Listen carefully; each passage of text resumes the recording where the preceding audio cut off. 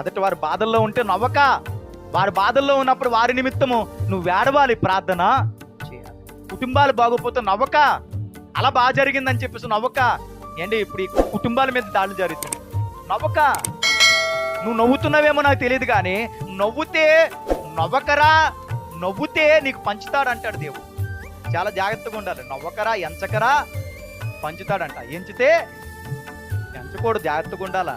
అందుకనే వాళ్ళ కుటుంబాల కోసం నీకు భారం కలిగితే ప్రార్థన చేయి, దేవుడికి చెప్పు. వాళ్ళు బాగాలేదా, ఇంట్లో అప్పుల్లో ఉన్నారా, కష్టాల్లో ఉన్నారా, ఇరుకుల్లో ఉన్నారా, ఇబ్బందుల్లో ఉన్నారా, బాధాకరమైన పరిస్థితుల్లో ప్రయాణం చేస్తున్నారంట. నువ్వు వాళ్ళ కోసం నిందలేక, వాళ్ళ కోసం కొన్ని రాళ్ళు వేసి కింద తొక్కక.